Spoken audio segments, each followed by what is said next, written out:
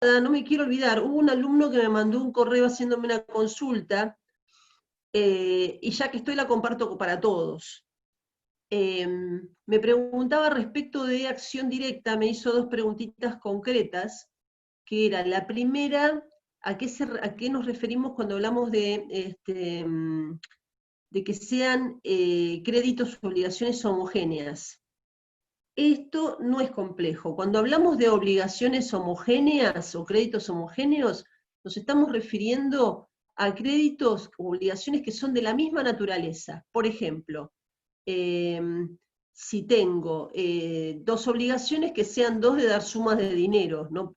Para hacer en términos muy básicos, no puedo mezclar peras con manzanas, tienen que ser obligaciones de semejante naturaleza, porque de lo contrario no se puede producir la utilización de la acción. En estos casos que yo les di, que son los casos, por ejemplo, de la locación y de la sublocación respecto del inquilino, ven que estamos hablando siempre de obligaciones de la misma naturaleza, porque siempre estamos hablando de dinerarias, o sea, de que en ambos casos el objeto a entregar es una suma de dinero. Y la segunda pregunta que me había hecho, era, ¿cuáles son, o qué quiero decir cuando hablamos de las defensas que el tercero deudor del deudor puede oponer que tenía para oponer respecto de su acreedor, y que, si se plantea la acción directa, puede oponerla respecto del acreedor que plantea la acción directa, que no tiene en realidad una vinculación directa con él. Un típico caso es el pago parcial. Por ejemplo, el subinquilino dice no, o el pago total. El subinquilino dice, yo pagué el alquiler.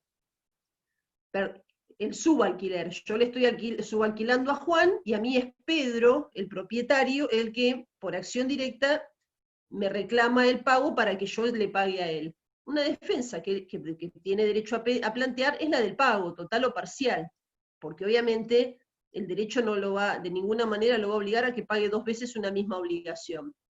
Ahí había un sencillo ejemplo de cómo se plantea cuando hablamos de que defensas que puede oponer el tercero con relación, que en realidad cuando me refiero al tercero es para separárselos de la relación que hay entre el quien plantea la acción directa y su deudor directo, ¿no?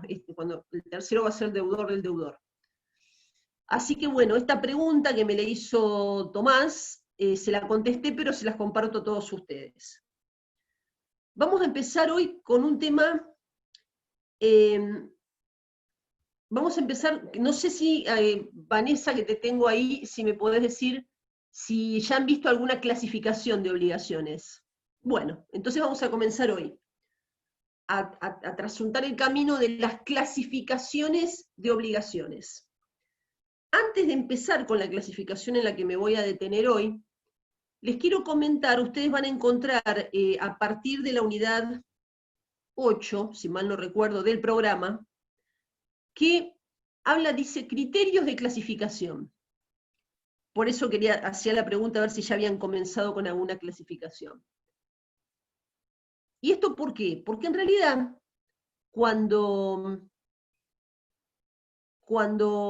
siempre que clasificamos, lo estamos haciendo en función de un determinado punto de referencia que vamos a tener en cuenta. Es inevitable y es una condición esencial para poder clasificar, no solamente en un tema de derecho, sino respecto de cualquier cuestión que tengamos que analizar. Y aquí no escapa esta regla. ¿Por qué motivo? Porque, por ejemplo, ustedes van a ver a lo largo de esta parte de la materia que nos vamos a encontrar con muchas clasificaciones de obligaciones. ¿Por qué se da esto? Esto se da porque estamos mirando determinados elementos de la obligación para clasificarla. Vamos con ejemplos, así lo van a ver con mucha claridad. Nosotros podemos mirar a nuestra obligación considerando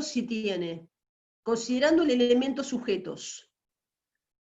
Y respecto del elemento sujetos, podemos analizar o ver si esos sujetos son únicos o plurales. O sea, si tengo un deudor y un acreedor, o si tengo más de un deudor o más de un acreedor.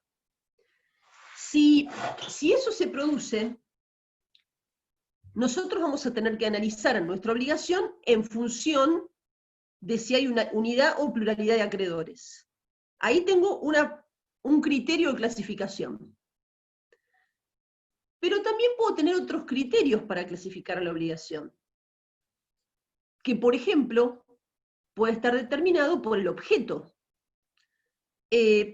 Una posibilidad es que tengamos que analizar si nuestro objeto es pasible de ser dividido, sin que se altere el interés del acreedor, o sea, sin que se pierda para el acreedor justamente aquello que lo ha llevado a formar parte de la obligación. Y ahí es donde aparece otra clasificación, la que me lleva a identificar si mi obligación es de objeto divisible o indivisible. Van a ver también que en ese punto se relaciona también con el tema de los sujetos, pero por un camino distinto. Porque yo voy a empezar hoy a hablar, quiero tratar la clasificación de pluralidad de sujetos. Y van a encontrar, después les voy a decir, que hay situaciones en las cuales pareciera que hay similitud, semejanza con las de objeto divisible e indivisible. Y es verdad, la tiene, pero en realidad por un camino distinto. ¿Por qué la tiene? Porque cuando yo divido, si yo no puedo dividir el objeto, no hay duda, el deudor me va a tener que entregar el objeto completo. Entonces, la cuestión de si tengo muchos o pocos deudores o acreedores empieza a ser neutra. En cambio, si yo tengo posibilidad de dividir el objeto de la obligación, por ejemplo, porque tengo que entregar determinada cantidad de toneladas de grano y puede ser pasible de fraccionamiento, ahí puede tener también relevancia el tema de si hay varios deudores, si estos pueden pagar una fracción o el entero del objeto de la obligación. Pero les vuelvo a repetir, en ambos casos, la pauta de referencia no es la misma. En el primer caso miro a los sujetos, y entonces ahí, pero más, en el segundo caso miro el objeto, y miro si ese objeto puede ser dividido o no. Después vamos a tener otras clasificaciones, por ejemplo, aquella clasificación que analiza si mi obligación tiene algún elemento accesorio de la obligación, pero que tiene, una vez que está incorporado a la obligación, le da una trascendencia especial. Por ejemplo, ustedes ya lo saben, porque ya lo hemos visto, ya lo están dominando ese tema, que la obligación tiene elementos esenciales, elementos que tienen que estar sí o sí en la obligación. Pueden estar determinados o determinables algunos, pero siempre al momento del pago, aquellos que son determinables se tienen que dar, tienen que estar. Esos elementos son esenciales. Ahora, hay otros elementos que se los denomina accesorios o accidentales, que no tienen que estar para que nuestra obligación exista. Ahora bien, cuando están, producen un efecto importante. ¿Cuáles son esos elementos accesorios? Son tres: la condición, el plazo y el cargo o modo. Entonces, si mi obligación tiene condición o tiene cargo, perdón, o tiene plazo o tiene modo, nuestra obligación entra en la clasificación de obligaciones modales.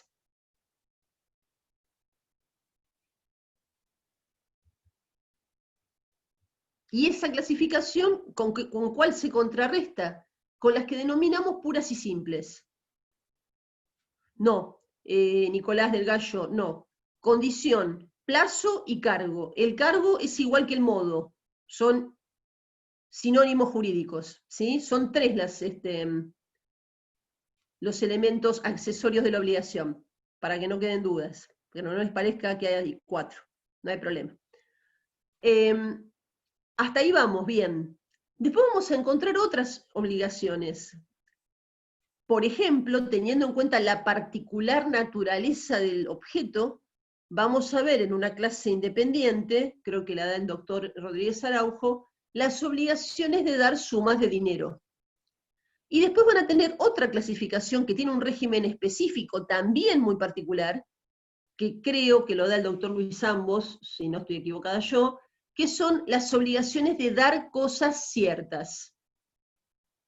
¿Por qué les hago todo este introito? Porque me interesa que tengamos claro que vamos a tener multiplicidad de clasificaciones de obligaciones. Va a haber muchas clasificaciones. Y esas clasificaciones surgen en virtud de la referencia que estemos tomando para clasificarlas. Bien. Hecha esta salvedad, vamos a tratar en particular la clasificación de la que me voy a ocupar hoy, que son las obligaciones de sujeto múltiple. Y es una de mis favoritas en realidad también, así que se las enseño con mucho gusto. Aquí lo que vamos a mirar es a nuestros sujetos. Sujeto acreedor, sujeto deudor. Nuestros sujetos, en principio, si nosotros tenemos un deudor y un acreedor, los vamos a dejar afuera de esta situación. De lo que nos vamos a ocupar hoy es del presupuesto que se presenta cuando tenemos un deudor y varios acreedores, varios deudores y un acreedor, y por último, pluralidad en ambos grupos. Varios acreedores, dos o más, y varios deudores. Este fenómeno, que es el fenómeno de la pluralidad de sujetos en la obligación, o sea, una misma obligación con varios sujetos, tanto en el grupo acreedor como en el grupo deudor. Aunque haya en uno es suficiente. Este fenómeno se lo conoce jurídicamente, técnicamente, el concepto correcto se llama mancomunación. Cuando yo tengo pluralidad de sujetos en un grupo, en el otro grupo o en ambos, tengo mancomunación. Dentro de esa mancomunación se pueden presentar, históricamente se presentaban dos situaciones. Ahora en nuestro código podríamos decir que tenemos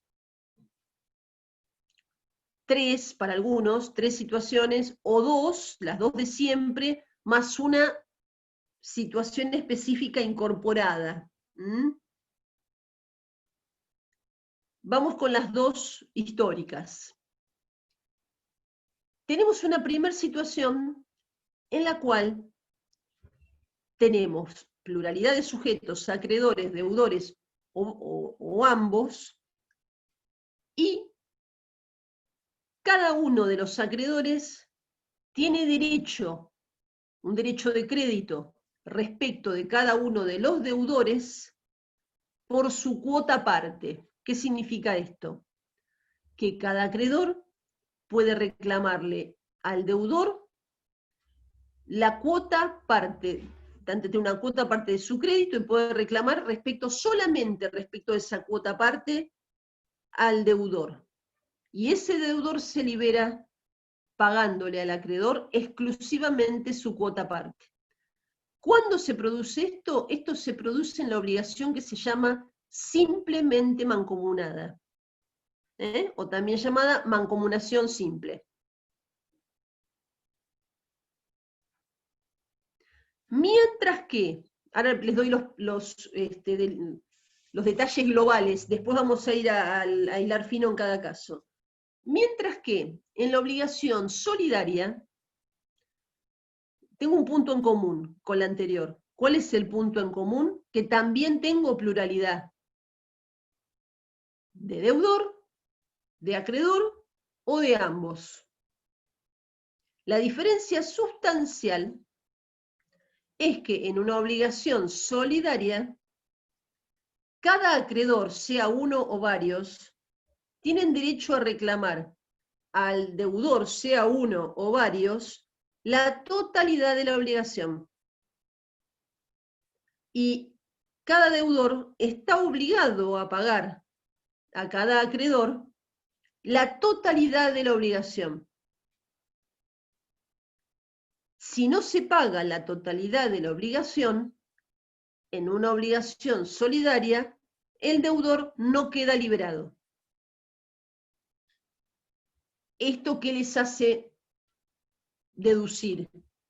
Que en principio es mucho más interesante para el acreedor tener una obligación solidaria que una obligación simplemente mancomunada.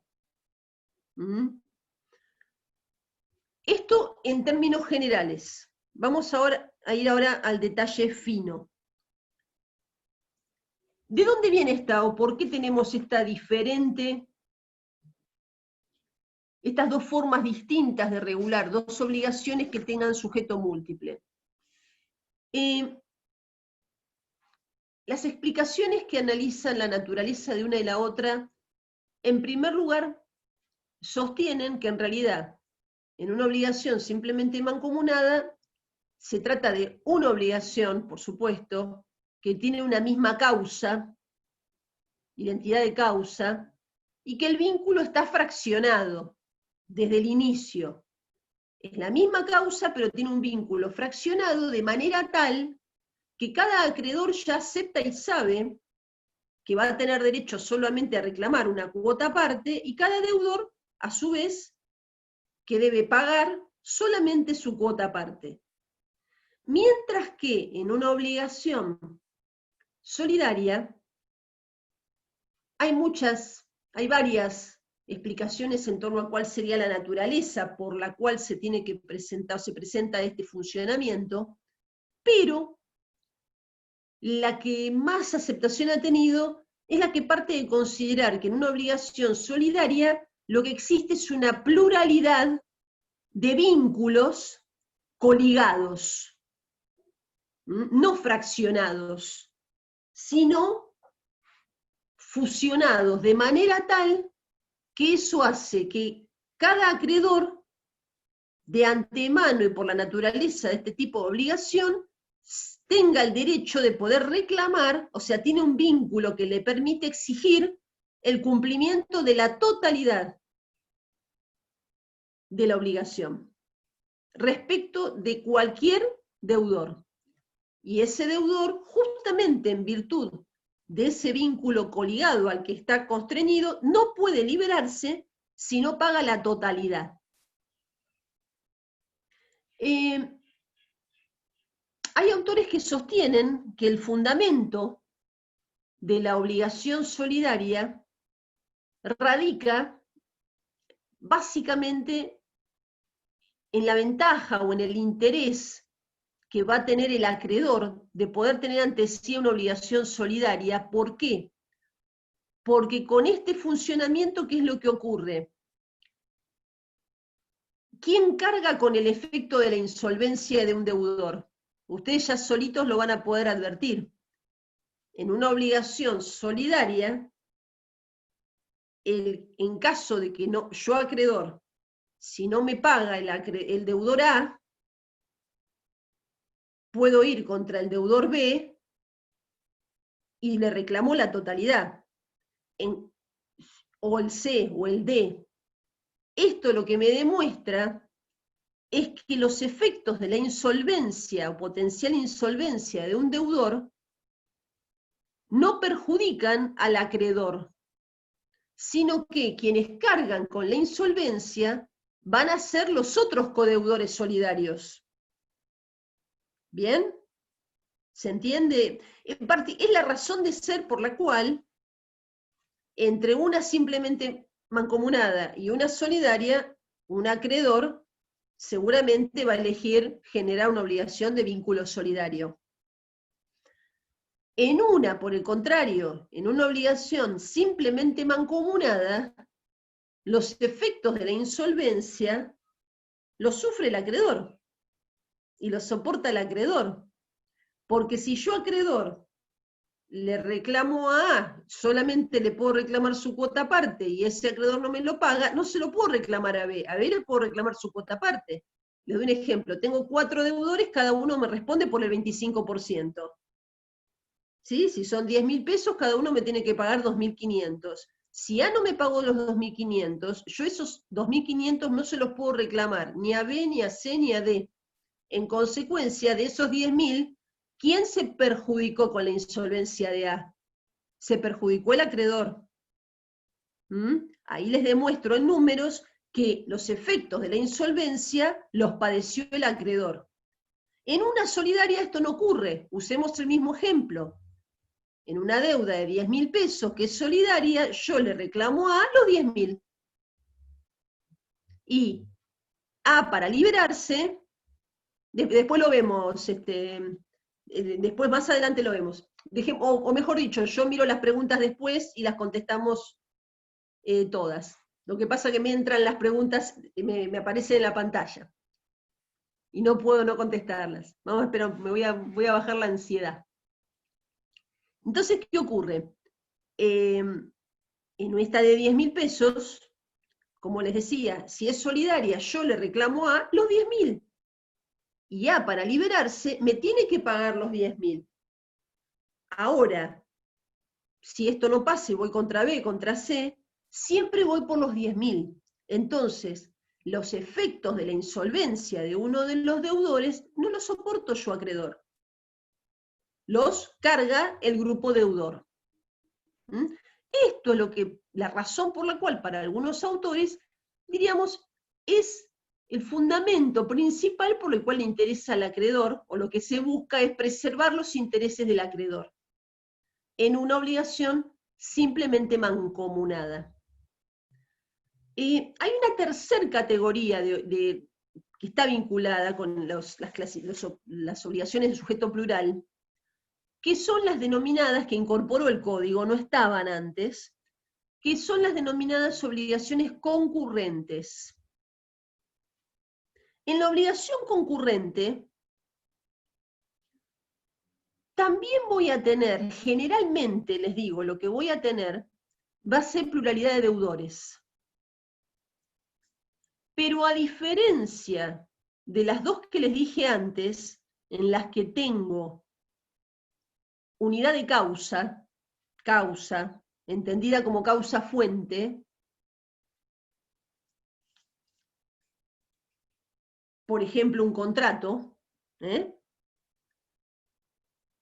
una simplemente mancomunada y en una solidaria, en la concurrente lo que hay es diferencia de causas. Voy a tener varios deudores que son deudores respecto de un acreedor, pero en virtud de una causa-fuente diferente. Se las dejo para el final, pero se las voy mencionando porque esta clasificación fue incorporada. Y la tenemos en 3 artículos del Código Civil y Comercial. ¿Hasta acá vamos bien? Este es el paneo inicial, la ubicación inicial en el tema. ¿Sí? Vuelvo un poquito. Vamos ahora sí. Bien, quiero ir al código. ¿Qué tenemos en el código? Estas obligaciones de sujeto plural las vamos a encontrar a partir del artículo 825 en adelante. Y en realidad van a ver, en el 825 están definidas las simplemente mancomunadas, de la manera en que se los expliqué. Les leo. La obligación simplemente mancomunada es aquella en la que el crédito o la deuda se fracciona en tantas relaciones particulares independientes entre sí como acreedores o deudores haya. Las cuotas respectivas se consideran deudas o créditos distintos los unos de los otros. Es lo que les expliqué, cómo funciona. Y después, lo que sí hace este código, a diferencia del anterior, es que simplifica. Cuando al regular los efectos de este tipo de obligaciones, nos remite a otra clasificación, a la clasificación de las obligaciones divisibles o indivisibles. Nos manda que obviamente hay semejanza, pero vuelvo a insistir, semejanza en los efectos, pero no diríamos en el razonamiento que nos lleva a generar la clasificación. En las simplemente mancomunadas lo que tengo es pluralidad con el vínculo fraccionado, o algunos dicen con distintos vínculos, y en realidad es con distintos vínculos, porque como bien lo dice acá, tengo relaciones particulares independientes entre sí, totalmente desvinculadas, pero en una misma obligación. Mientras que en una obligación divisible o indivisible, la razón de ser de esa clasificación es la naturaleza del objeto. Siempre tengan en cuenta eso, la naturaleza del objeto. O sea, si mi objeto puede ser dividido sin que esto afecte al interés del acreedor. Por ejemplo, si este Código Civil yo lo tengo que entregar a otra persona, si yo se lo entrego fraccionado en 1101 hojas separadas, seguramente ya no va a ser propiamente un Código Civil. ¿Por qué? Porque esto, para que responda a la característica de ser un libro completo, entero, que tiene que estar, ahora te cito, a las obligaciones divisibles e indivisibles. Bien. En cambio, hay otras obligaciones cuyo objeto puede ser dividido, y esto aún no altera el interés del acreedor. Vamos a las solidarias, que diríamos son las que seguramente son materia de convención en gran parte de los casos, si el acreedor es el que puede decidir qué tipo de obligación quiere tener. Por esta ventaja que les dije, respecto de que cuenta con varios deudores, y estos varios deudores le responden por el total de la obligación. En el 827 se define de la siguiente manera. Dice, hay solidaridad en las obligaciones con pluralidad de sujetos y originadas en una causa única. Y originadas en una causa única. Cuando, en razón del título constitutivo o de la ley, su cumplimiento total puede exigirse a cualquiera de los deudores por cualquiera de los acreedores. Entonces, el efecto ya lo tenemos claro. El acreedor puede exigir el cumplimiento total a los deudores, y el deudor tiene que pagar el total. La característica esencial que tiene, esta que les digo, es por una causa única, causa entendida como causa fuente. ¿Sí? O sea, la causa generadora originaria de la obligación tiene que ser la misma. Por ejemplo, pero acá después lo que acá dice, en razón del título constitutivo o de la ley. O sea, las dos grandes fuentes de la solidaridad son el título constitutivo, que puede ser un contrato, o también podría ser un acto de última voluntad, un testamento que genera una obligación solidaria, o la ley, que surja de una determinada norma legal, una obligación solidaria. Después vamos a ver ejemplos, porque hay ejemplos en materia de responsabilidad civil. Lo vamos a encontrar. Ahora bien, la pregunta que nos hacemos es, si no hay una causa que surja de causa fuente que se presente en alguna de estas dos alternativas, ¿Se puede presumir la solidaridad? No. En caso de duda entre si mi obligación es solidaria o simplemente mancomunada, la obligación es simplemente mancomunada. ¿Sí? La solidaridad no se presume como regla.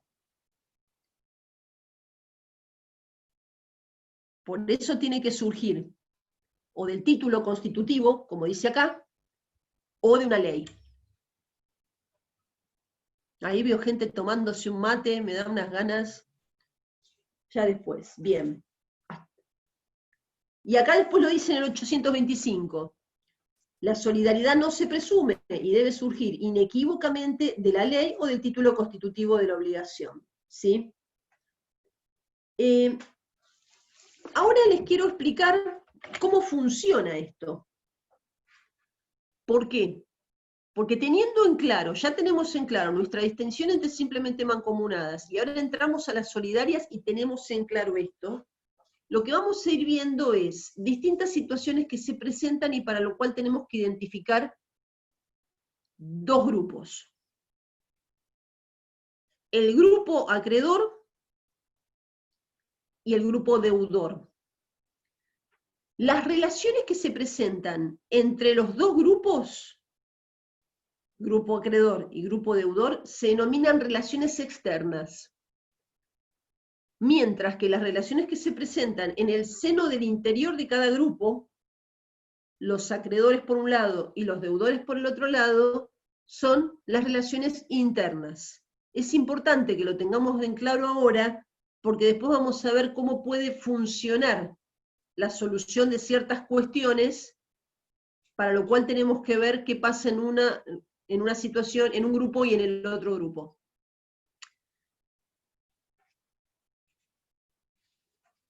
¿Por qué se da esto?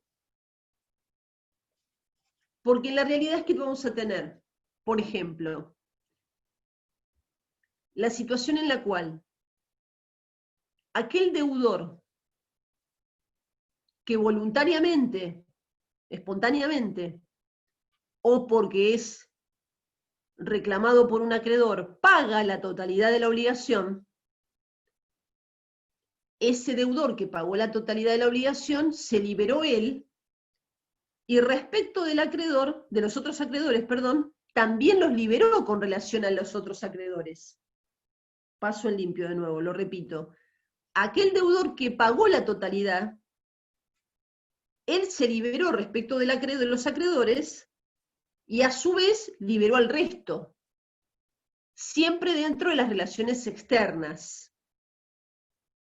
Pero eso no significa que ese deudor que pagó no le asista también derecho a poder exigir del grupo de sus codeudores, compañeros en el grupo deudor, de que le contribuyan con lo que él pagó en exceso. Les voy a dar un ejemplo para que lo vean claro. Siguiendo con nuestro caso de los 10.000 pesos, ¿sí? Así no nos confundimos. Tenemos un acreedor, 4 deudores. Como es una obligación solidaria, espontáneamente el deudor A pagó los 10.000 pesos. Ese deudor que pagó los 10.000 pesos quedó liberado respecto de mí. Yo, Raquel, soy la acreedora. Y también quedaron liberados respecto de mí B, C y D, los otros codeudores.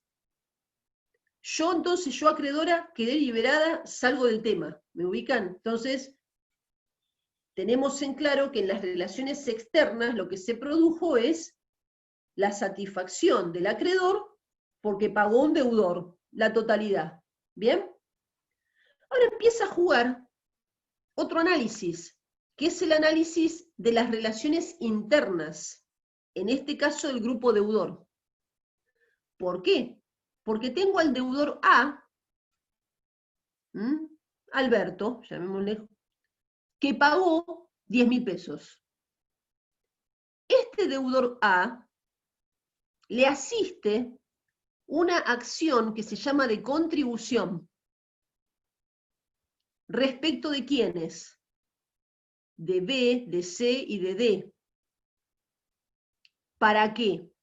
Para que estos tres le contribuyan en lo que él pagó en exceso, pero en exceso respecto del grupo, del grupo interno, deudor.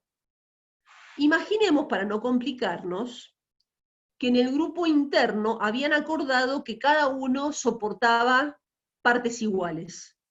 ¿Mm? En ese caso, cada uno le tendrá que dar su parte de manera tal que A, en concreto, solo haya pagado 2.500 pesos. Entonces, cada uno le va a tener que dar 2.500, 2.500 y 2.500. O sea, él tendría que recuperar 7.500. Así es como juega la relación interna en el grupo de los deudores. Ahora se las voy a complicar un poquito más. Porque yo les di un caso. Bien, buena pregunta ahí. María Inés Delfino para todo. Dice, ¿y si los restantes codeudores son insolventes? Justamente se joroba en términos poco jurídicos. ¿Por qué? Se joroba. Porque, como les dije al principio, como es una obligación solidaria, ¿quién asume la insolvencia, el riesgo de la insolvencia? Cada deudor solidario. Yo, acreedora, que me interesó pactar una solidaria, cobré los 10.000. Entonces yo me desentiendo de este problema. Pero aquel deudor que pagó la totalidad, justamente asume el riesgo de que todos o alguno de sus compañeros se resulte insolvente y no le pague. Siguiendo en el uso de este ejemplo, si al deudor a que pagó le contribuyen solamente 2, entonces, y obtiene 5.000 pesos de recupero, él habrá perdido 2.500. Si en realidad no le contribuye ninguno, él habrá perdido 7.500. Porque el riesgo de la insolvencia en una obligación solidaria lo carga, lo afronta el deudor. Exacto, por la naturaleza de la obligación. Exactamente. Veo que lo van siguiendo. ¿Sí? Perdió, pero a la vez ganó, porque se liberó de la obligación. Esto depende de Si cómo no hubiese pagado, tampoco. Claro, desde dónde lo mire. Claro. ¿No? O sea, desde el punto de vista de la obligación integral, quedó liberado. Claro, quedó liberado. Ahora, quedó liberado a costa de asumir los riesgos de la insolvencia de sus compañeros. Por eso después habrá que ver las razones que llevan a pactar o a generar una obligación solidaria. Muchas veces esas razones justifican que un determinado, que un deudor pague la totalidad y que después se quede en riesgo esa situación. Sí, puede Por ser. ejemplo, tiene un bien que no quiere que sea embargado porque es el único solvente de la relación jurídica, o sea, la parte deudora, entonces prefiere pagar que quedar embargado. Por supuesto, claro. Sí, totalmente, absolutamente. Bien. Ahora también, como les decía, para complicarlo un poquito más, genero otro elemento. Yo recién el caso que les di es un caso que se llama de solidaridad pasiva. ¿Por qué? Cuando yo tengo un acreedor y varios deudores, o más de 2 deudores, lo que tengo es una solidaridad pasiva. Cuando tengo varios acreedores y un deudor, lo que tengo es una solidaridad activa. Varios acreedores, un solo deudor. Cuando tengo pluralidad en ambos grupos, lo que tengo es una solidaridad mixta. ¿Sí? Solidaridad mixta. Vamos ahora a un supuesto de solidaridad activa, donde tengo varios acreedores. Cuando tengo varios acreedores, se pueden presentar dos situaciones. Una situación puede ser que, y acá es indiferente de si tengo un solo deudor o varios, esto aplica tanto para la solidaridad mixta como para la solidaridad activa puramente. Se pueden dar dos situaciones. Una, que cualquier deudor o el único deudor, según el caso, según tengamos mixta o activa, espontáneamente pague, en cuyo caso va y elige pagarle a cualquier acreedor, ¿sí? Al que tiene más cerca, con el que tiene más trato, no hay problema, va y le paga. Le paga y queda liberado. Siempre doy por totalmente sentado, que ustedes ya lo saben, que hace el pago cumpliendo de manera perfecta con el objeto del pago, ¿no? Identidad, integridad, puntualidad y localización. Así que eso ya lo doy por sentado. El deudor paga a un acreedor solidario y con eso queda liberado. Si lo hace espontáneamente. O puede ocurrir otra situación. Puede ocurrir que no lo haga espontáneamente y entonces un acreedor de mis varios acreedores plurales reclama el cumplimiento de la obligación. ¿Sí? En los dos casos, el deudor tiene que pagar y cuando paga queda liberado. Pero se presenta una particularidad. En el primer caso, que el deudor, en el cual, como les dije al principio, el deudor espontáneamente paga y elige a qué acreedor pagarle, va y paga la totalidad. Y no se generan, diríamos, mayores complicaciones al respecto.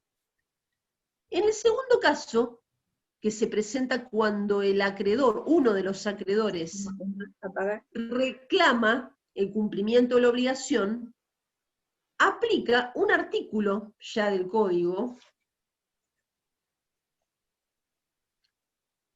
que ya les digo cuál es,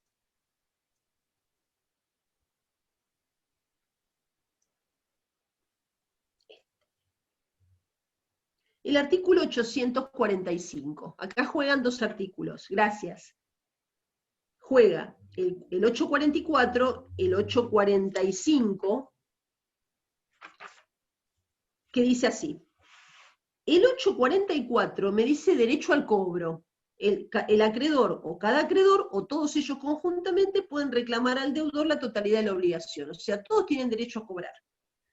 Pero el 846 me dice, si uno de los acreedores solidarios ha demandado judicialmente el cobro al deudor, el pago solo puede ser hecho por o sea, por el deudor, al acreedor demandante. ¿Qué significa esto? Esto significa que, en principio, todos los acreedores tienen derecho al cobro.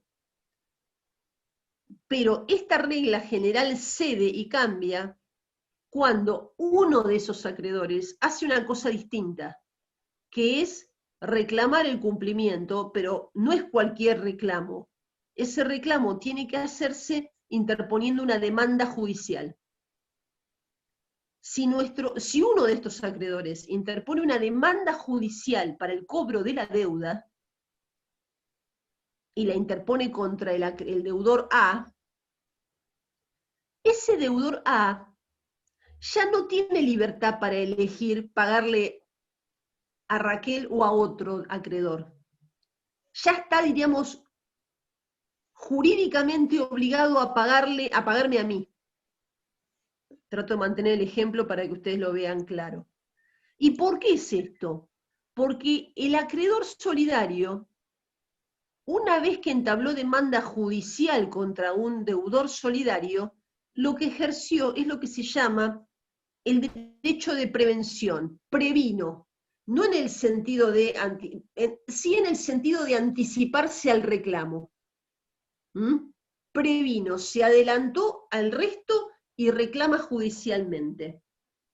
Y ese reclamo judicial para algunos autores, tiene un efecto semejante al del embargo del crédito. ¿Por qué? Porque ya lo que hace es obligar al deudor solidario a que me tenga que pagar a mí, y no elegir entre los restantes acreedores solidarios y yo. ¿Por qué les digo que va a quedar condicionado el deudor a pagarme a mí? Porque como yo previne al iniciar la demanda judicial, si el deudor solidario no me paga a mí y le paga al otro acreedor, me va a tener que pagar a mí de nuevo y va a tener que reclamarle al otro codeudor que le devuelva la plata. No sería el régimen del pago indebido, paga mal, paga 2 veces, pero termina pagando 2 veces.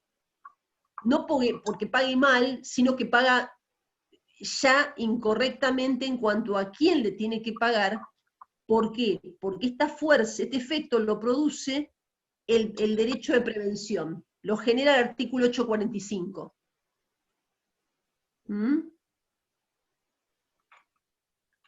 Esto es importante porque esto es lo que, diríamos, caracteriza a la solidaridad activa. Aquella Doctora, ¿puedo hacer una solidaridad, pregunta? por supuesto, sí, Perdón. Ramiro.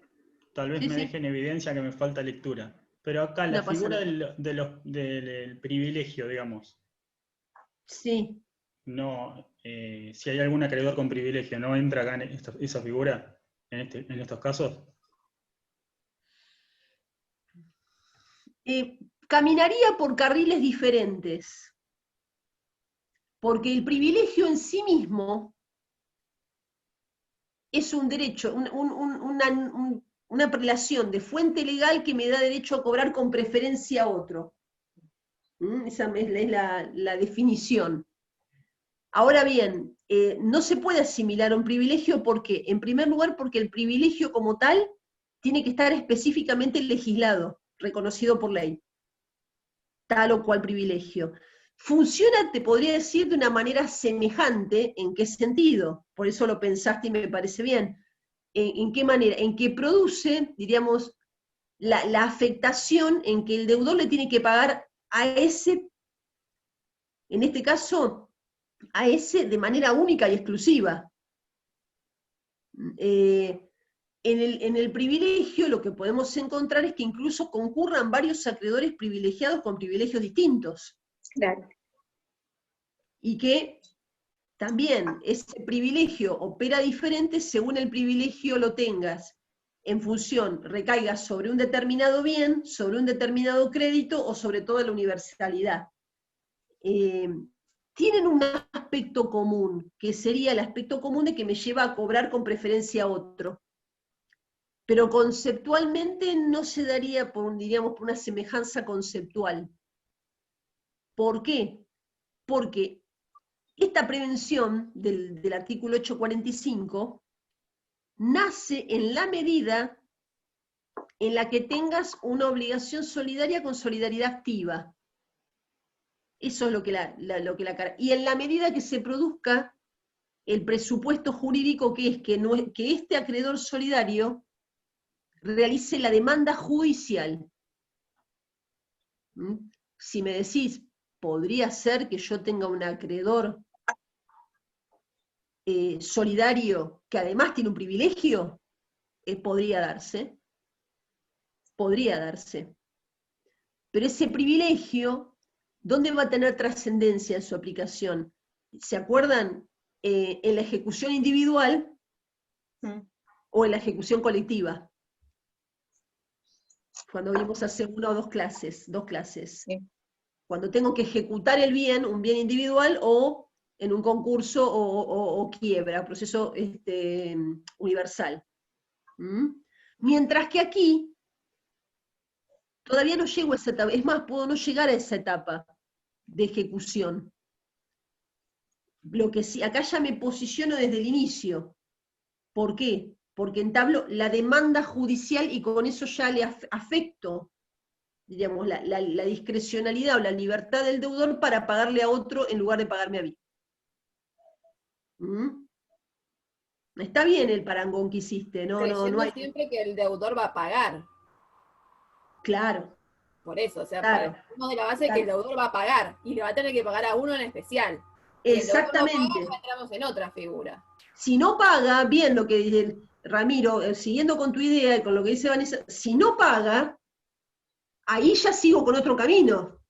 Me encuentro con un deudor solidario que yo demandé judicialmente y no me paga, a pesar de, no me paga ni a mí ni al resto. ¿Mm?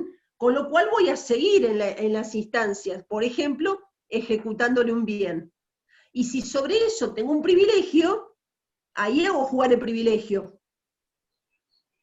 en la ejecución del bien individual. Claro. Donde esté Claro, asentado. en realidad, si tiene un privilegio, va a ir a atacar justamente ese bien donde tenga el privilegio. ¿O no? Generalmente sí, la lógica diría Claro. que sí, claro. Claro, sí, sí, sí. Una cosa que les iba a mencionar, que tiene que ver con esto, es, podría ocurrir, hay algunos autores que mencionan, pero son casos ya más teóricos, realmente más abstractos de laboratorio, pero podría ocurrir que dos acreedores demanden judicialmente al deudor o a los deudores, en una obligación solidaria. Cuando esto ocurre, ¿cómo se determina cuál es el que tiene el derecho de prevención? Ahí lo que lo determina en primer lugar es la fecha que interpuse la demanda. Pero después empieza a correr otra pauta más, que es la fecha, y yo creo que esa es la que tiene, digamos, más razón de ser, que es la fecha que notifico la demanda. O sea, es la fecha que le notifico al deudor esa demanda, que se la hago saber. Y ahí es donde ya hay parte de la doctrina que está de acuerdo en sostener que aquel que notifica primero la demanda es el que efectivamente realiza la prevención. Exactamente. ¿Y por qué les digo que después aparecen casos que son más de laboratorio? Porque la doctrina dice, bueno, y si los dos notificaron el mismo día, yo les puedo asegurar que la posibilidad de que la cédula de notificación llegue el mismo día y hay que ver a qué hora llegó primero y todo, es realmente muy, muy extraño que ocurra. Hoy con la notificación electrónica hasta no habría problema en determinar cuándo quedó, perdón, no, pero si es notificación de demanda no llega por notificación electrónica, tiene que ser aún en papel. Así que tampoco. Esa parte sí es más abstracta de laboratorio. Analizar el supuesto en que dos acreedores hayan entablado la demanda judicial y por fortuna, casualidad, la cédula de notificación haya llegado el mismo día. Eso es. De todos modos, ahí los autores decían, habrá que ver cuál llegó primero, cuál surge la hora que se notificó. Pero no es algo que se presente de manera real. No. Seguimos un poco más, porque es... Profesora, yo le hago una pregunta. Sí, por supuesto. Me quedé con esto, con que hay un deudor y varios Sí. acreedores. Bueno, el deudor se libera pagándole a uno, Sí. ya lo elija o ya sea intimado a que le pague a uno. Bien. ¿Se libera de todos? El deudor que le paga a un acreedor y paga perfecto y completo y paga bien, se libera en su totalidad, respecto de todos. Sí, un deudor que debía 10.000 a 3 acreedores. Ah, porque está fraccionado esos 10.000. Ah, está, ya. Pero Angélica, no quiero. Tengo un deudor y tengo 3 acreedores, o tengo 2 y tengo 2 acreedores. La obligación es solidaria. ¿Bien? El deudor espontáneamente pagó los 10.000 a A. O el deudor no fue espontáneo, pagó los 10.000 a A porque A le demandó judicialmente. Debía 10.000, pagó los 10.000. Quedó totalmente liberado respecto de A y respecto de B. Bien. Porque es solidaria. Ah, sí, sí. Bien. Pero ahora voy a analizar otra cosa que así terminamos este aspecto, que es importante. Como vimos en el caso anterior cuando tengo varios deudores y un deudor pagó la totalidad, ahora vamos a mirar al revés. En el caso que me plantea María Angélica, un deudor que pagó, ese deudor solito que pagó la totalidad A, tengo dos, me encuentro, él quedó liberado, ya está, olvidémonos del deudor. Él quedó liberado y sale de la problemática obligacional. Pero ahora el eje, diríamos, del tema se va ¿a dónde? Al grupo interno de los acreedores. ¿Por qué? Porque tengo un acreedor que cobró todo, y tengo el otro acreedor que no cobró nada. Entonces, así como les dije que en el grupo de los deudores, en las relaciones internas de los deudores, existe una acción que se llama acción de contribución, que está en el artículo 840, yo se los voy mencionando para que lo tengan. También vamos a tener que cuando un deudor le paga a un acreedor solidario, en el grupo interno de los acreedores, hay otra acción que se llama, en realidad se llama de distribución o participación. El código usa el término participación. ¿Y para qué sirve? Bien, ¿sirve para qué? Para que se produzca, diríamos, un efecto de justicia distributiva. Si cobró el primer acreedor los 10.000, ¿qué va a tener que hacer ese acreedor? Participarle al otro acreedor aquello que en las relaciones internas habían establecido que iban a cobrar. Vuelvo otra vez para atrás un pasito. Al deudor no le interesa cómo se reparten sus los 10.000 pesos que él pagó. Le es totalmente indiferente. Él tiene que pagar la totalidad. Los pagó, quedó liberado. Pero en el grupo interno de los acreedores puede ocurrir, por ejemplo, que hayan pactado que la participación era en partes iguales. Con lo cual, si el acreedor A percibió los 10.000 pesos, lo que va a tener que hacer es darle 5.000, claro, el 50% a su otro compañero acreedor. Si no se los da, ¿el coacreedor tiene derecho a reclamarle? Por supuesto que sí. Tiene derecho a reclamarle, es una suerte de acción de participación. De la misma manera que aquel deudor, ¿se acuerdan que había pagado la totalidad? Tiene derecho a reclamarle a los otros compañeros que le regresen lo que él puso de más. Siempre en las relaciones internas. Por eso yo al principio me gusta siempre explicarles estos dos niveles de relaciones. Unas son las externas, que vinculan a un grupo acreedor con el grupo deudor, mientras que las otras operan a otro nivel, al nivel interno de cada grupo sin conexión. Sigamos un poquito más. Porque acá, me voy acá. Porque esto aplica para los dos supuestos. Aplica para el grupo acreedor y aplica para el grupo deudor. El 841. En el artículo 841 me habla, este heredó al artículo 690, si mal no recuerdo, del Código Civil, que hablaba de la medida de la participación. A ver, como yo les explicaba recién, en las relaciones internas puede haber distintas razones por las cuales llevó a los deudores a obligarse solidariamente y a los acreedores a generar una obligación solidaria. Bien, el código anterior remitía para solucionar este tema a las reglas de las obligaciones divisibles e indivisibles. Ahora esto no quedó así. Ahora tenemos un artículo concreto que el 840, no es este, el 840 me dice, el deudor que efectúa el pago puede repetir lo de los demás codeudores según la participación que cada uno tiene en la deuda. la acción de regreso no procede, ahora esto se los explico después, en caso de haberse remitido gratuitamente la deuda. Esperen, no se compliquen, que eso se los explico en un ratito. Pero, ¿cómo saber la participación, o de dónde surge la participación? Me lo responde el 841. Porque el 841 me dice, las cuotas de contribución se determinan sucesivamente de acuerdo con. Sucesivamente, ¿qué quiere decir esto? Que tengo un determinado orden de prelación.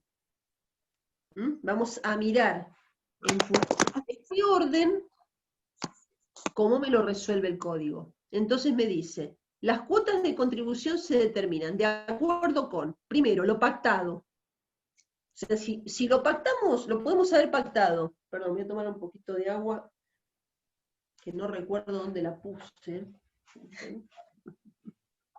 Acá. ¿Qué puede ocurrir?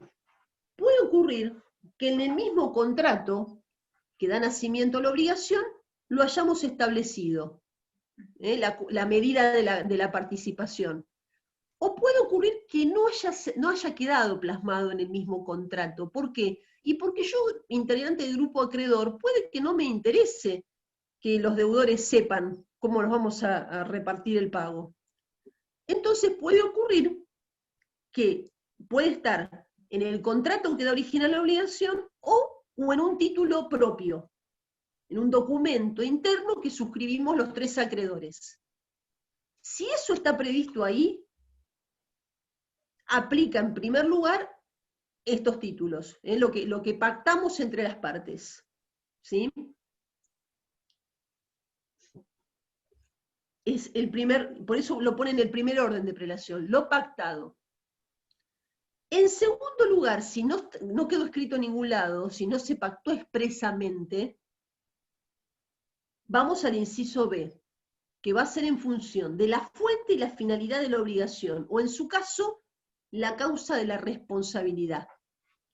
¿Esto por qué dice la causa de la responsabilidad? Porque vamos a ver unos artículos que hablan, que tienen que ver con responsabilidad civil, que da lugar a la obligación de indemnizar, y entonces esto no estaba antes, y esto puede ser importante tenerlo en cuenta al momento de determinar la cuota por la cual cada uno tuvo que quedar obligado. C, esto ya estaba antes, en el código anterior, las relaciones de los interesados entre sí. Y esto lo explicaba muy bien Casó. Decía, si se puede demostrar, puede ser que surja que haya un sujeto, en este caso era del grupo de los deudores, que realmente sea el deudor real, auténtico de la obligación, y otro que lo quiso afianzar, u otro que en realidad no estaba relacionado directamente con la obligación. Ahora, esto ya empieza a alejarse más diríamos, de la claridad que me puede dar el título que obliga a las partes. Entonces ya empieza a ser más difícil de demostrar de dónde surge en este caso, la contribución. Y C dice las demás circunstancias, o sea, tengo que aportar elementos por los cuales yo pueda decir, bueno, A está obligado por la totalidad, o por el 50%, mientras que los otros dos por el 25%. Pero si tengo un documento, un título, que claramente establece las cuotas, nos vamos a regir primero por esos documentos. Esto, y después dice al final, si por aplicación de estos criterios no es posible determinar las cuotas de contribución, se entiende que participan en partes iguales. O sea, si nada de esto me responde esta pregunta, es partes iguales. Esto, su parangón respecto de la solidaridad activa, lo tengo en el artículo 847, que dice participación. Vamos a mirarlo un segundito. Participación. Dice, los acreedores solidarios tienen derecho a la participación con los siguientes alcances.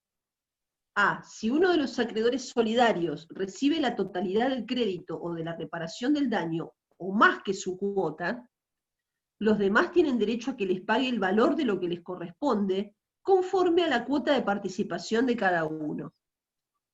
B. En los casos del inciso B del artículo 846, ya se los leo, que decía esto, el inciso B.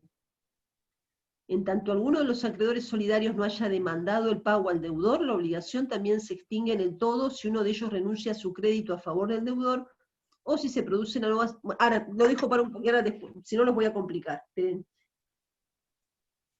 Y acá el C, el acreedor solidario que realiza gastos razonables en interés común tiene derecho a reclamar a los demás la participación en el reembolso de su valor. Obviamente porque si no habría un beneficio sin causa, un enriquecimiento sin causa en parte de aquellos que no hicieron gastos y que cobraron la cuota aparte. Aquel que tuvo que hacer algún gasto, por ejemplo, estoy pensando, por ejemplo, aquel que ejerce la prevención lleva adelante un gasto, porque tiene que iniciar un proceso judicial. Bueno, ahí ese gasto tiene que ser deducido respecto de lo que los otros cobran. Y acá después dice, las cuotas de participación de los acreedores solidarios se determinan conforme lo dispuesto en el artículo 841. Entonces, volvemos, tanto para el grupo acreedor como para el grupo deudor, la manera para determinar cómo se hace, diríamos, la participación o la contribución, se rige por las mismas pautas, las pautas que están en el 841. En esto el código no cambió.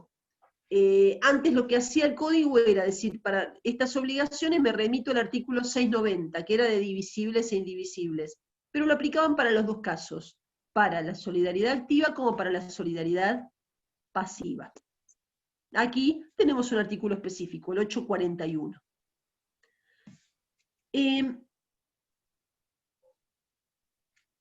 Vamos bien, voy a tener que usar 10 minutos más, sé que van a quedar cansados, pero así lo dejamos terminado. Hagamos un esfuerzo. Hay algunas situaciones que necesito aclarárselas. ¿Por qué? Porque se pueden dar, por ejemplo, medios extintivos de la obligación, que una cosa es que se presenten en una obligación de sujeto único, y otra es cuando se presentan cuando tengo multiplicidad de sujetos. Y es por eso que el código expresamente los menciona. Porque y hay otras situaciones en las que la pregunta que se hace siempre es si un acto que realiza un deudor solidario propaga o no propaga sus efectos respecto de los otros deudores solidarios.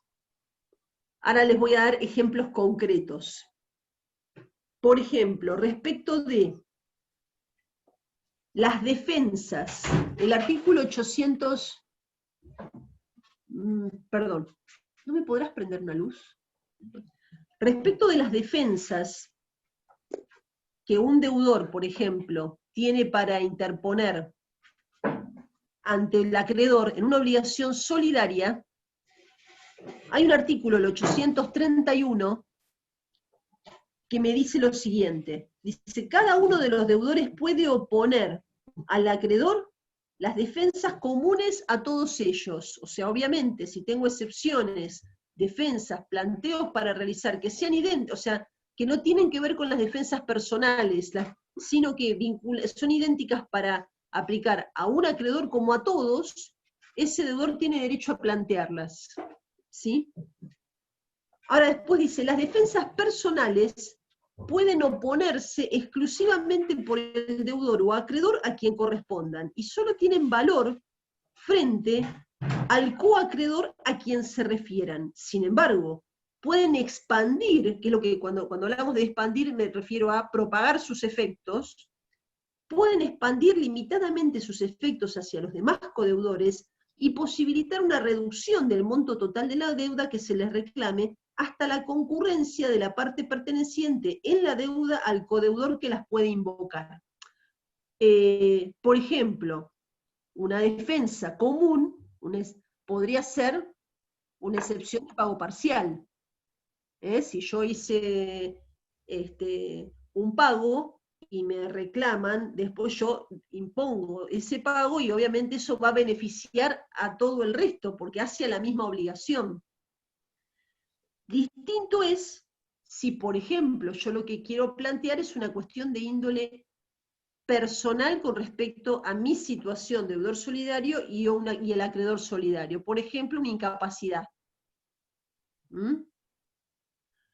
Ahora, hay otras situaciones que se pueden presentar que son muy importantes de aclarar. Una de ellas es la que está en el 832, que se da cuando tengo que un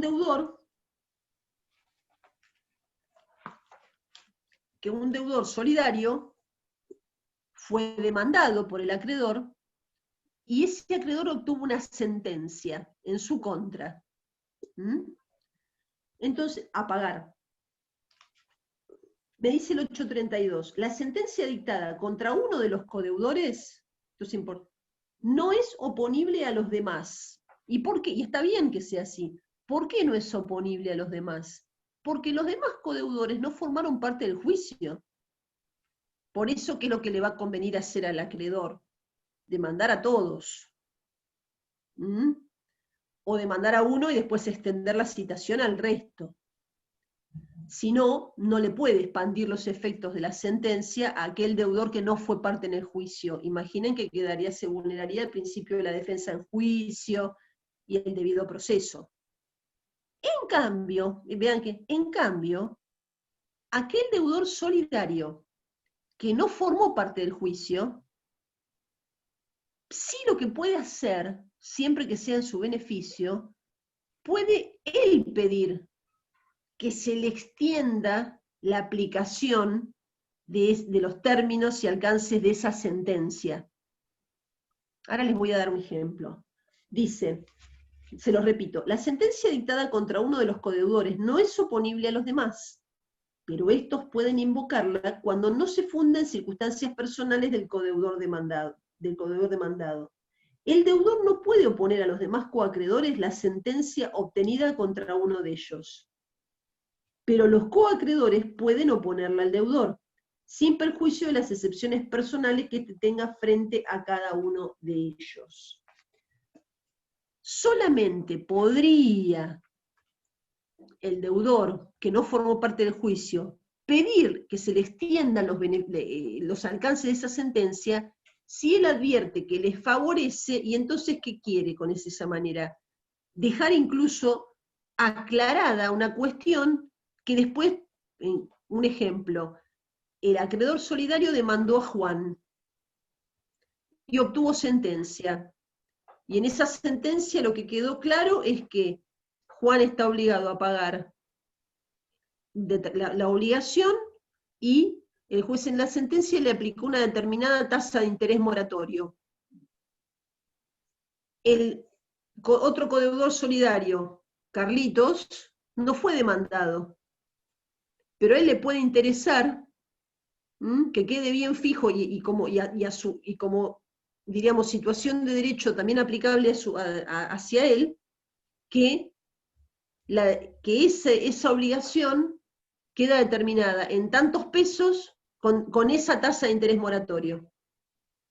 Y entonces se asegura que, siempre partiendo de la idea de que el deudor condenado no paga, por ejemplo, que después cuando se lo reclamen a él, no tenga el riesgo de que tenga que pagar más de intereses o incluso incorporando otro tipo de interés. ¿Me siguen? Entonces, pero tiene que ser siempre a instancia de la parte. Nunca en este caso se le va a poder oponer de manera obligatoria. ¿Mm? Lo mismo ocurre con otra figura, que ustedes todavía no lo vieron, lo vamos a ver más adelante, después del primer parcial, que es un medio de extinción de las obligaciones, que es la transacción. Si, por ejemplo, tengo un acreedor solidario y dos deudores solidarios, y respecto de el deudor Juan se realiza una transacción con el acreedor solidario, por el cual se extingue la obligación, haciéndose concesiones recíprocas, el otro deudor no formó parte de la transacción. Entonces, la pregunta es, ¿se le puede oponer o extender al deudor Carlitos que no formó parte de la transacción los efectos de esa transacción? No. En principio, no. Salvo que él invoque, se aplica un latinazgo que se llama el secundum eventum litis, salvo que a él le convenga, y entonces él pida que se le apliquen, que le sea oponible y extensible los efectos de esa transacción también a él.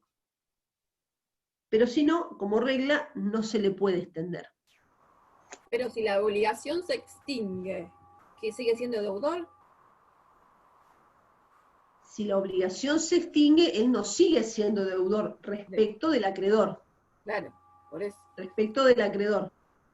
Lo que puede pedir es el desistimiento dentro de esa misma transacción. Por ejemplo. Bien. Sigamos un poquitito más. Lo que podría pasar, otra situación que se puede presentar, vamos a 835. Modos extintivos en la solidaridad pasiva.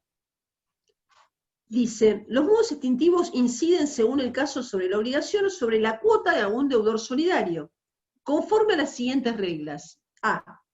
La obligación se extingue en el todo cuando uno de los deudores solidarios paga la deuda. De eso no tenemos duda. Ya está, no nos preocupemos más con eso. Deudor solidario que pagó, la obligación se extinguió. Después lo que tendremos son las acciones de contribución y la participación. Bien. B. La obligación también se extingue en el todo si el acreedor renuncia a su crédito a favor de uno de los deudores solidarios o si se produce novación, dación en pago o compensación entre el acreedor y uno de los codeudores solidarios. ¿Eso qué significa?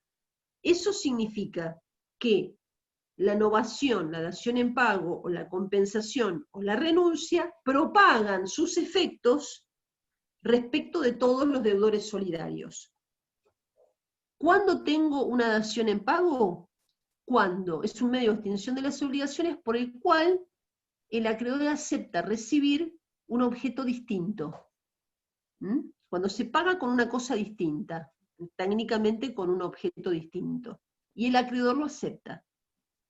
Ustedes ya saben que justamente para el objeto del pago deben cumplirse los requisitos de identidad. Bueno, esta es una excepción al principio de identidad, pero como excepción al principio de identidad, solamente se puede dar si hay anuencia del acreedor. No se le puede imponer, porque justamente no se le puede imponer al acreedor recibir algo distinto.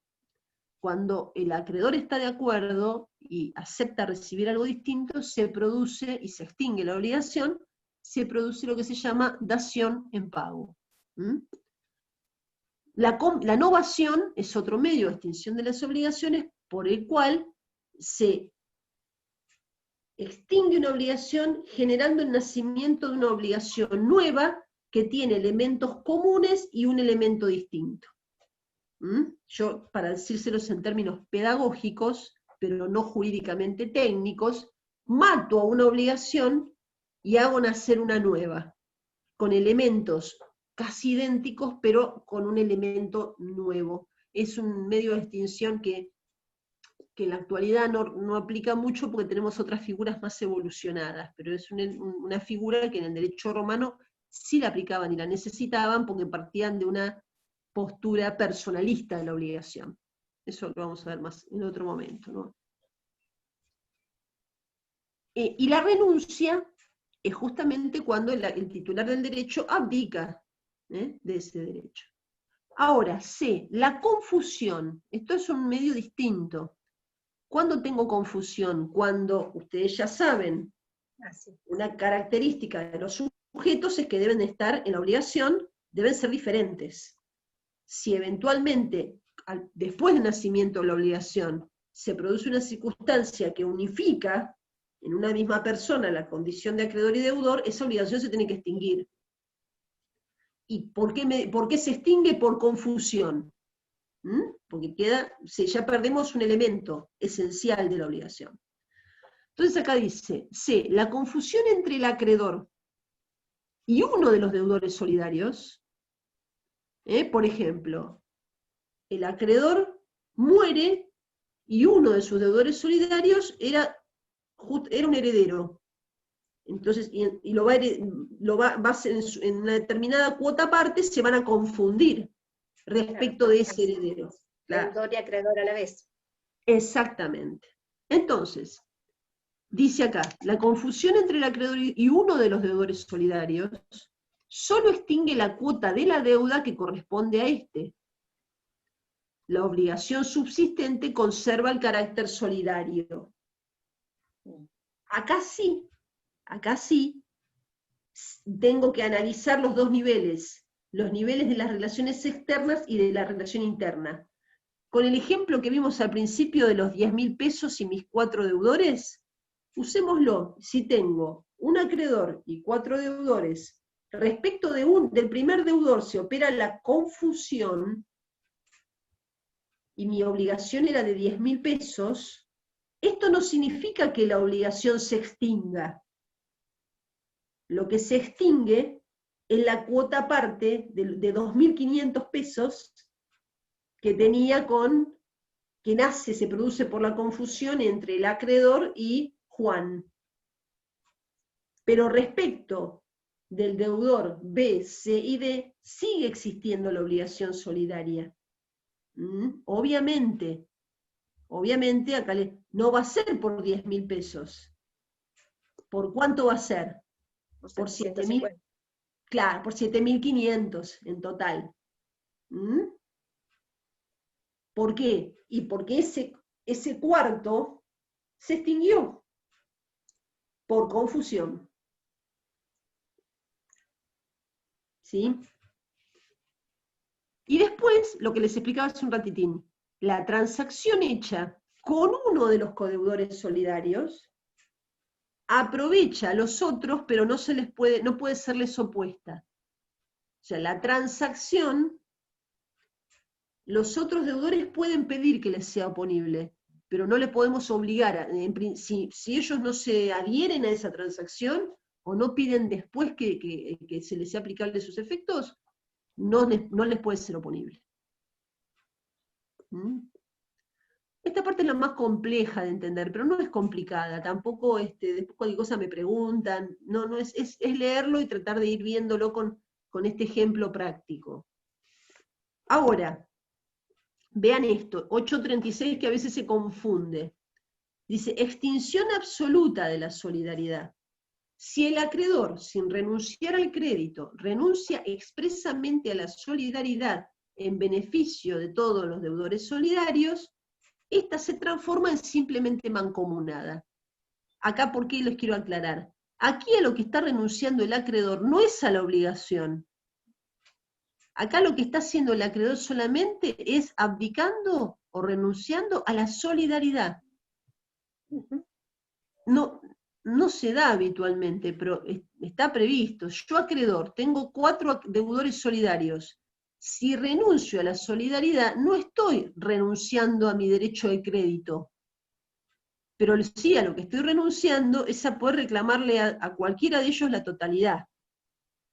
Por lo tanto, en ese caso, si yo renuncio a la solidaridad, reconvierto a la obligación en una obligación simplemente mancomunada, ¿sí? Y solamente voy a poder obtener de cada uno la cuota aparte. ¿Sí? Esa es la extinción absoluta, siempre de la solidaridad. Mientras que en la relativa es cuando, vuelvo otra vez, cuando renuncio a la solidaridad respecto de uno solo de los sujetos, en cuyo caso el resto sigue siendo solidaria. Son casos más teóricos, la realidad es que no se presentan. Y después otra cuestión importante, esta sí es muy importante y tiene efecto práctico, es qué pasa si, por ejemplo, un acreedor solidario, realiza algún acto que sea suspensivo o interruptivo del curso de la prescripción respecto de un deudor solidario. La pregunta que uno se hace es si ese acto que él realiza propaga o no propaga sus efectos respecto de todos los demás. Esto lo tengo, en cierta medida necesito diferirlo un poquito para más adelante, porque ustedes no vieron prescripción y se ve al final. Pero lo que sí hizo el código, a diferencia del código anterior, que ahora estableció como criterio que tanto los actos interruptivos como los actos suspensivos propagan sus efectos. Antes había una distinción, unos sí y los otros no. Ahora propagan sus efectos. Y esto aplica para los dos lados, porque un deudor también podría realizar un acto interruptivo del curso de la prescripción, que por ejemplo puede ser el reconocimiento de la obligación. Los dejo así, no sé. Quiero guardarme 2 minutitos para hablarles de las concurrentes. Y después, podríamos incluso la semana que viene redondear un poco concurrentes. ¿Por qué? En las concurrentes, que como les dije es una incorporación que hace el nuevo código, tenemos obligaciones en las que varios deudores deben el mismo objeto, pero por causas diferentes. Ahí está la clave de la cuestión, y la diferencia con las solidarias. Ahora, ¿cómo son sus efectos? Están en el artículo 851. En este caso, el acreedor tiene derecho a requerir el pago a uno, a varios o a todos los codeudores. Acá no hay diferencia con lo que hemos visto de solidarias. El pago realizado por un deudor extingue la obligación de los demás. La dación en pago, la transacción, la novación y la compensación, realizada con uno, extingue la obligación de los demás, o parcialmente si fue parcial. La confusión entre acreedor y un deudor concurrente y la renuncia al crédito no extingue la deuda de los demás. O sea, la mora de uno de los deudores no produce efectos, no propaga sus efectos. El D respecto de la sentencia pasada a la autoridad de cosas juzgadas funciona igual que para las solidarias. Y la acción de contribución del deudor que paga la deuda contra los otros obligados concurrentes se rige por las relaciones acá. Acá está el punto, un punto importante, el relevante. El H. La acción de contribución del deudor que paga la deuda contra los otros obligados concurrentes se rige por las relaciones causales que originan la concurrencia. Se rige por las relaciones causales que originan la concurrencia. ¿Qué significa esto? Que la medida en la que yo, deudor concurrente, que pagué la totalidad, voy a poder reclamar la contribución al resto de los obligados concurrentes, va a depender de la relación causal, de la motivación causal que generó el deber obligacional en cada uno de esos deudores concurrentes. Y esto no me pasa con la solidaria. Vieron que en la solidaria el que aplica es el artículo 847, la participación. ¿Y esto por qué me lo plantea así? Esto me lo plantea así porque los casos de concurrencia son fundamentalmente los casos de responsabilidad civil, en los cuales tengo varios sujetos que pueden ser condenados a pagar una indemnización a la víctima, pero la causa por la cual esos responsables tienen que pagar la indemnización respecto de esa víctima son distintas. Por ejemplo, y la víctima tiene el derecho de crédito respecto de todos y por la totalidad de la indemnización.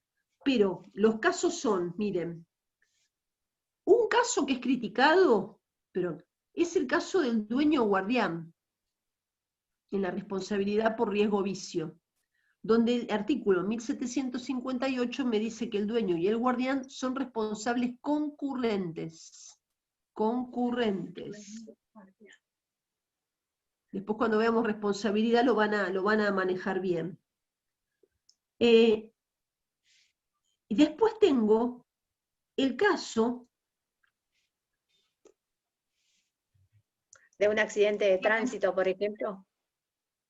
sí, Cuando usemos un ejemplo claro, en un accidente de tránsito puedo tener al dueño, titular registral del vehículo, al guardián, el que manejaba, que era el hermano, a la compañía de seguros, que es citada en garantía y que después también está obligada a pagar la indemnización. No sé, imaginemos que esto ocurre por el mal estado de una calle y también fue demandado el Estado, la municipalidad, y también quedó condenada. Bueno, la municipalidad, si quieren se las complico más, era una ruta provincial y también demandé a la provincia de Buenos Aires. Entonces acá tengo, por ejemplo, 5 condenados. 5 condenados, pero de los cuales el primero es porque es dueño, por su condición de dueño de la cosa riesgosa. El segundo por ser guardián. El tercero por ser, porque lo vincula el contrato de seguro. ¿Entre quién? Entre el dueño y la compañía de seguro. El cuarto por la responsabilidad del Estado, que más adelante les explicaré, que es el factor de atribución, es la falta de servicio. Y el quinto también, si es ¿ven? Acá tenemos causas distintas, pero que llevan a estos 5 a tener que pagar la indemnización. En ese supuesto, entonces, así es como no hablo de solidaridad, sino que hablo de concurrencia. Ahora, ¿pero para qué es útil esto? Este inciso H que les leí hace unos minutos. Yo como abogada que he tenido que defender o hacer defensas respecto del Estado, a veces resulta, y ahora que está la norma, es más conveniente incluso plantearlo, cuando hay varios condenados en el marco de este artículo, uno le puede pedir incluso en la sentencia judicial al juez que determine las porciones de participación. Esto no está previsto, pero hay autores, ustedes si miran la plataforma, la doctora Biersma lo propone, que si el juez lo determina incluso en la sentencia, esto no va a afectar para nada a la víctima, porque la víctima tiene derecho a percibir el 100% de todos y cualquiera de ellos. Pero esto es muy útil en la etapa de pago, para rápidamente después aquel que paga la totalidad, si es que uno paga la totalidad, poder reclamar un porcentaje claro y concreto respecto de los demás. O, otra cosa que es muy difícil que se dé en la realidad, pero a veces uno intenta como profesional, que al momento de pagarle a la víctima, los distintos obligados paguen su porcentual para que a la víctima le llegue todo. Esto no se da, pero tampoco hay que afectarla a la víctima. Pero esto puede servir, es útil, a los efectos de la determinación en la relación interna. ¿Por qué? Porque, como les digo, tengo varios deudores, pero por causas distintas. Y ahí es donde este inciso H puede adquirir relevancia. Si el juez no me lo estableciera en la sentencia, he tenido algunos casos donde el juez, cuando todavía no estaba el código, de manera novedosa me lo determinaba.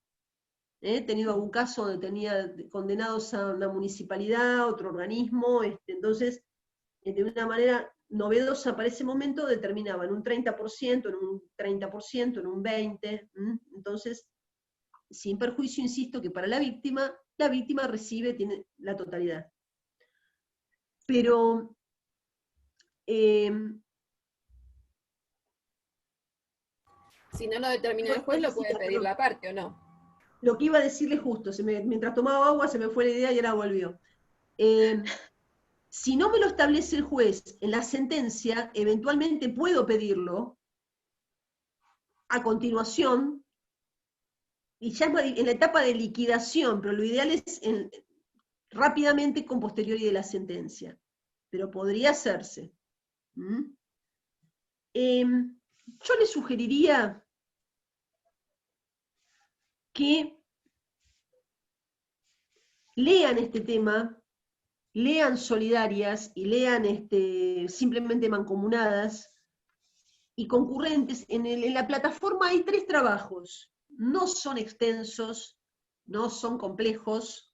Si leen eso y lo pueden, y tienen dudas, lo podemos tomar los primeros 5 o 10 minutos de la clase que viene, pero vayan leyéndolo, porque si leen esos 3 artículos, van a tener el panorama completo, creo que no necesitan ver más. Está el artículo de la doctora Bierba, hay 3 artículos en total, creo que hay uno del doctor Galdós y uno tercero que es más sencillo, que en realidad plantea cómo han quedado las diferencias entre el código actual y el código anterior. Ese, diríamos, es como más lineal, no tiene análisis, pero y el de la doctora Bierba es la distinción que ella plantea, que en realidad no hay una distinción sustancial entre solidarias y concurrentes, aunque sí, y yo lo comparto humildemente, la utilidad de la concurrente pasa por esta última parte, esta distinción entre las causas que llevan a la responsabilidad en cada uno de los sujetos jurídicos condenados al pago de la indemnización. Sé que se hizo larga, pero tenía que ser así, porque este tema es así.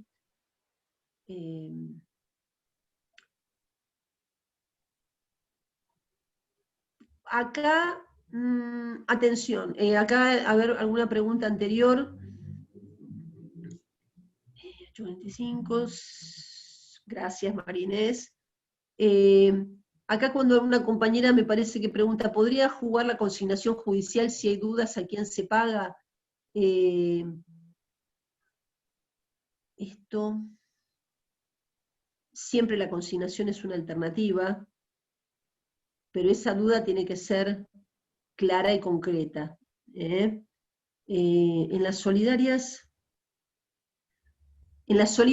a ver qué...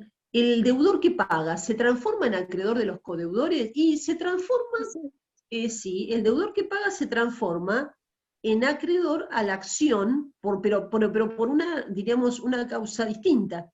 Se transforma en acreedor porque así se lo permite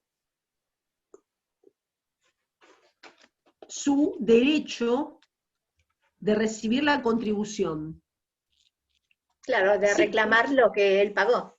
Exacto. De hecho, si no le pagan sus compañeros deudores, él puede entablar una acción en base, ya estamos, en base al artículo 840. Es una acción de regreso. Así que absolutamente puede. Se convierte en acreedor en virtud de este artículo, del 840. Bien, ¿alguna otra cosa más? A ver, Felipe, si un tercero paga una obligación solidaria con pluralidad de deudores.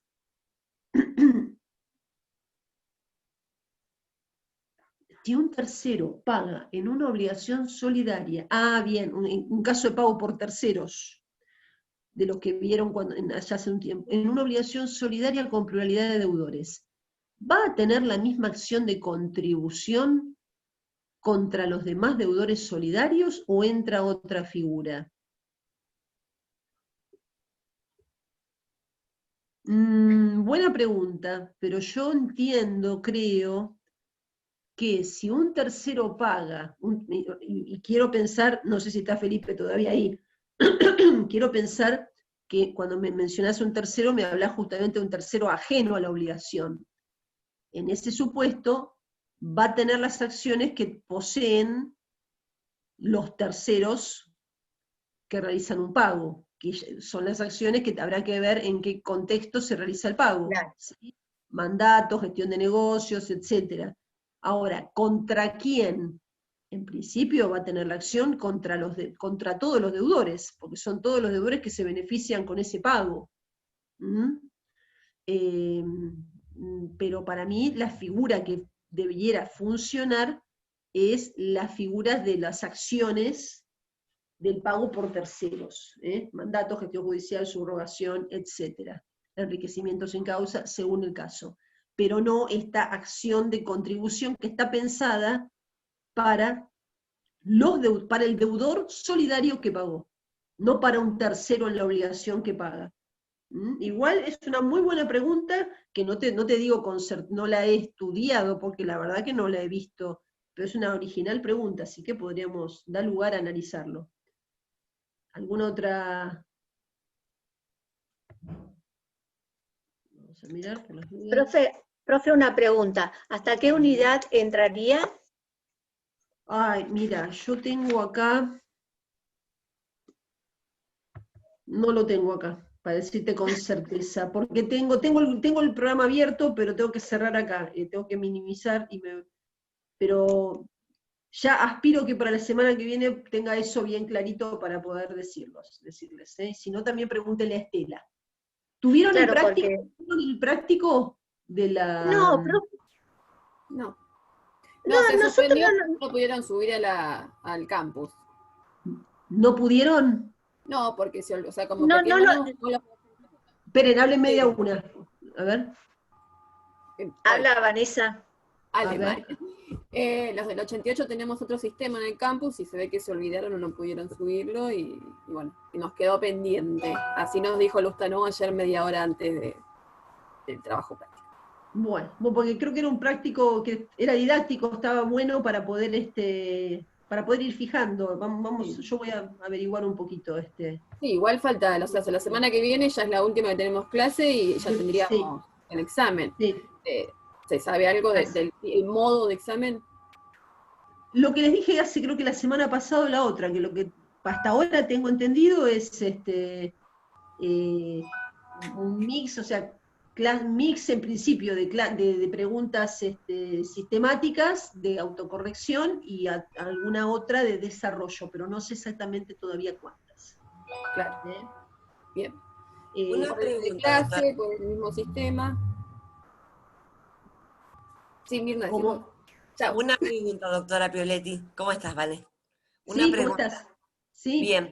¿Las preguntas del parcial van a ser secuenciales o se va a poder volver atrás para revisarlas? A nosotros en realidad, a mí en particular, creo que ya lo vimos en el último examen que hicimos con la doctora Fernández Puentes, creo que ese punto se había decidido que no fuesen secuenciales, porque no hacía en realidad al fondo de la cuestión. Pero todavía no lo he hablado con ella, pero nosotros el primer parcial del cuatrimestre anterior lo hicimos secuencial, y después, creo que en el último parcial, me parece que lo cambiamos, no lo hicimos secuencial. Pero ahora todavía no te sé decir, no lo he... Esas cosas tienen que aprovechar los martes a preguntarle a Estela, para así ya, pero ya como decían recién, la semana que viene es la última previa, así que yo les pido, preguntas que tengan respecto de temas o cuestiones, aprovechémoslas para poder tratarlas la semana que viene. Perfecto, gracias. No, como sugerencia, pregunta y sugerencia. O sea, ¿el examen lo preparan los profesores que nos dan a nosotros o están a cargo del doctor Lustano? No, es un trabajo integral, Este año se ha trabajado entre todos. Ok, bueno, y la Entre sugerencia todos. esta que preguntaba Mirna, que si podemos elegir, entre comillas, estaría bueno que nosotros podamos revisar las preguntas que vamos contestando y no que se cierren una vez contestadas. Claro, sí. En general, ahora se está trabajando muy, muy, muy en equipo. Así que no está sectorizado, obviamente. Diríamos, el grueso de las preguntas interviene cada cátedra, pero se está trabajando de manera muy, muy comunicada, les diría.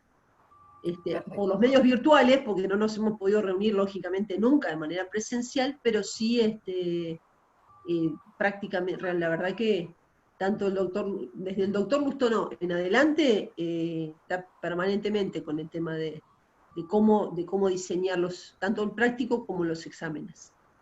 Perfecto, gracias. No, por nada. Como siempre, bueno, cuídense, buena semana. Si tienen dudas, pregunten, o si quieren, a ver, acá hay 2 nuevos mensajes, a ver si lo puedo ver. Si podría ser más tiempo, porque sí, comparto comparto. Ahí hay que buscar un justo equilibrio en el tema del tiempo del examen. No, es un tema, les recuerdo, no puede ser muy largo, excesivamente largo, porque lamentablemente pagan justos por pecadores, pero si es muy largo, aparecen sorpresas. Pero también muy corto no, porque yo advierto No se puede que desarrollar. necesitan entre leer, mirar la pregunta, ver, y si sienten que es secuencial, me imagino que también debe ser una presión más de no poder volver para atrás para repasar o ampliar. Sí, estoy de acuerdo, Matías, si puede ser un No, más poquito que más. nada, no quiere que sea secuencial porque vos podés dejar preguntas para hacer. También, sí. Y, o sea, las que te resulten más difíciles las haces después, las más fáciles Sí. antes. Sí, Con sí, la secuencia o- no tenés oportunidad de sí, mirar eso. estoy de acuerdo. O uno contestar las que se siente más fuerte y después ir, sí, Dejar las sí, otras. sí. Así que bueno, es un aprendizaje para todos también, para ustedes y para nosotros también. Bueno, un placer, como siempre, ver. Gracias a ustedes por estar ahí, cuídense y nos vemos, si Dios quiere, el jueves que viene. Si tienen alguna pregunta, alguna cuestión, me la pueden hacer y yo después se las contesto siempre en la medida que no sea aquello que lo pueden ver de los libros y que surge, que sea para charlar dudas, pero con todo gusto. Nos vemos, Gracias, profe. Feliz fin de por semana. favor. Igualmente para No, ustedes. muchas gracias, doctora. Cuídense, semana. por favor. Nos vemos.